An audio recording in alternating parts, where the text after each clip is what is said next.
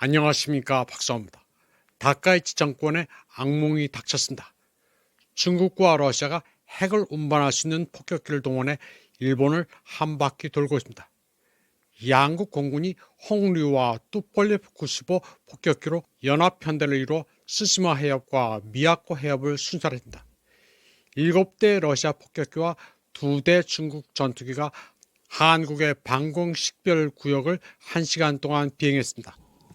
12월 9일 일본 통합망료 간부는 난리가 났습니다. 2대 러시아 뚜폴레프 95 폭격기가 일본에 진입해 동해상공에서 2대 중국군 홍류 폭격기와 만나 비행했습니다. 그리고 미야코 해협을 돌아 나오면서 4대 젠16 전투기가 합세 편대 비행을 했습니다. 일본의 상공에는 1대 러시아 조기 경보기 A-50과 2대 수호이 30 전투기도 가세했습니다. 레오닝 항공모함의 항적과 거의 비슷합니다. 러시아가 뚜폴레프 95 폭격기 2대, A-50 조기 경보기 1대, 수호이 30 전투기 2대입니다. 중국이 홍류 폭격기 2대, 제16 전투기 1차로 4대, 2차로 4대씩입니다. 장거리 순찰 훈련을 완료했습니다. 랴오닝 항모에 이어 일본 본토에 대한 엄청난 압박입니다.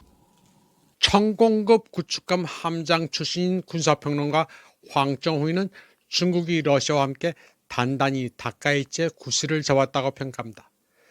타이완 유사, 일본 유사 발언으로 2차 대전에 군국주의 복벽을 꾀하고 있는 일본에 대해 역사의 교훈을 일깨워주려는 결심을 중러 두 나라가 단단히 하고 있다고 평가하고 있습니다. 중국은 일본과 더 이상 말로 하지 않고 실력 과시를 하고 있습니다. 타이완 유사, 일본 유사라고 주장하는 일본은 타이완이 지척인 오키나와의 주요 섬들을 미사일로 가득 찬 군사 기지로 만들고 있습니다. 그러나 동펑 미사일을 방어하기는 역부족입니다. 오키나와의 연합군이 이시가키, 미야코 섬에 배치된 미사일들은 대체로 단거리 대공 미사일들입니다. 월스트리트 저널이 보도한 중국의 타이완 공격 시나리오에 따르면 중국은 타이완을 향해 동펑 17에 동펑 26 등으로 구성된 다교적 고초음속 미사일을 배치해 유사시 미국, 일본의 방공망에 쏟아부을 계획입니다. 일본은 오키나와의 160개 도서를 제일도련의 방패로 만들고 있는데 유사시 이는 동펑 미사일의 표적이 될 뿐입니다. 한편 12월 6일 발생한 소위 레이더 조사 이슈를 둘러싸고 중일간 입씨름이 계속됐습니다. 중국은 훈련을 사전 통보했으며 일본 군함도 이를 접수했다는 쌍방간의 교신 내용을 공개했습니다.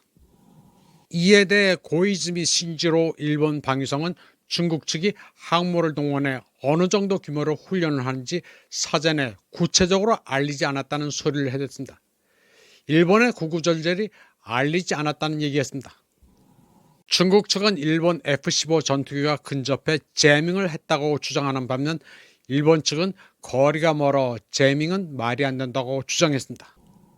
이와 관련해 전 아사히 신문 기자로 시사평론가인 사토 아키라는 고이즈미 신지로 방위성의 태도를 맹렬히 비판했습니다. 12월 7일 새벽만 해도 중국 측으로부터 아무런 통지를 못 받았다고 했다가 중국 측의 무선 교신 내용 발표로 할 말이 없어졌다고 말했습니다. 그는 소위 레이더 조사 사건과 관련해서는 중국 측 설명이 정확하다면서 일본 측은 어떤 식으로라도 변명할 거리가 없어졌다고 했습니다. 그는 최소한 고이즈미가 사임해야 하며 다카이치 내각 전체가 반드시 물러나야 한다고 성토했습니다. 그는 일본이 이미 신뢰를 잃었다고 말했습니다. 전후 중일 간 모든 모순이 폭발하고 있습니다. 중국은 두 척의 해경 선박을 동원해 12월 2일 센카쿠 영해에 진입했습니다. 모두 기관포를 장착한 선박인데 지호마루라는 일본 어선을 외웠었습니다. 이어 일본 순찰선이 접근해 3시간 동안 대치한 끝에 중국 선박도 물러났습니다. 중국은 센카쿠가 중국 영토란 입장입니다. 센카쿠 해역에서의 충돌은 다카이치의 발언 이후 2차례 발생했는데 중국은 앞으로도 해당 해역에서 법 집행 활동을 계속할 것이라고 밝히고 있습니다. 수백 년 된 역사적 문제들이 현대 외교의 언어로도 활용되고 있습니다. 한참 동안 부각되지 않았지만 11월 13일 주 일본 중국 대사관은 소셜미디어 X에 일본을 지칭해 왜구란 표현을 사용했습니다. 일찍이 명나라 때 부젠성 샤프 연안에 왜구의 습격이 반복돼 주민들이 산에다 장벽과 천연의 요새를 구축했다는 옛 이야기를 꺼냈습니다. 어촌의 사람마다 돌을 쌓아 수령 100년이 넘는 황련목이 112구로 남아있다고 전했습니다. 11월 13일 주일 중국 대사관이 이 포스팅을 올리자 중국 네티즌들은 왜구란 단어에 눈이 번쩍 뜨였습니다. 그리고 마치 역사를 초월한 날카로운 검을 꺼내들어 일본의 모 정치인의 진면목을 들춰낸 것 같다고 말했습니다. 그러면서 중국 대사관이 사상 최강의 목소리를 내 신척가군이 진용을 갖추고 대기 중이라고 말했습니다. 참고로 신척가군은 명나라 때 왜구를 묻히는 장수 척궤관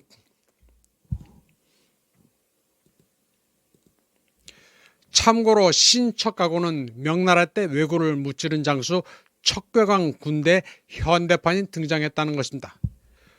중국의 포털들은 왜구라는 용어는 고려시대인 1223년에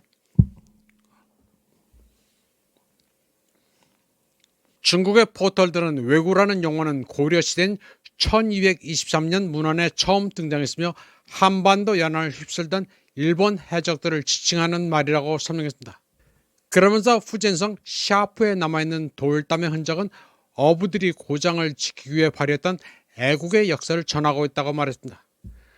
또 왜란 글자는 후한서에도 남아있다면서 그 유래는 일본인이 키가 작았기 때문이고 둘째는 일단 지면 순종적인 태도 때문이라고 설명했습니다. 중국 네티즌들은 주일대사 우장하오를 칭송하면서 역사 지식이 풍성하다고 말했습니다. 그러면서 이는 일본에 대한 경고로 정장을 입었다고 해서 더 이상 일본 해적이 아니라고 생각하지 말라고 지적했습니다. 9월 주일 중국 대사관은 731 부대 영화 포스트를 공개하면서 반인도적 범죄를 잊지 말라고 상기시켰습니다. 타이완 유사, 일본 유사라는 도발적 언행으로 인한 중일 관계 파탄은 다카이치가 발언을 철회하지 않으면 결코 수습되지 않을 전망입니다. 다음 소식입니다. 한국의 공항 입국 신고 시 타이완인들은 차에나 괄호 열고 타이완란에 신고하도록 되어 있습니다. 홍콩, 마카오와 마찬가지로 하나의 중국 원칙에 따른 것입니다. 원래 2월부터 이렇게 된 것으로 알려졌는데 타이완 여행객들이 이를 자국 정부에 알린 모양입니다. 그러자 요 며칠 전부터 타이완 정부가 난리를 치기 시작했습니다. 문화부, 외교부, 청통부까지 나서서 한국 정부에 시정을 요구했습니다. 그러면서 대응 조치를 취하겠다고 합니다. 그러나 타이완은 아무 제재할 능력이 없습니다. 타이완의 시사평론가 고정량 박사는 아일랜드의 경우도 한국처럼 타이완을 중국의 하나의 성으로 취급한다면서 이런 표기는 IMF나 UN 기구도 마찬가지라고 말했습니다. 그러면서 한국에 항의했다가 오히려 동남아도 한국의 사례를 따를 수도 있다면서 중일 간 갈등이 벌어진 와중에 한국 정부가 잘 처신하고 있다고 설명했습니다. 이번 방송은 여기까지 하겠습니다. 시청해주신 여러분 감사합니다.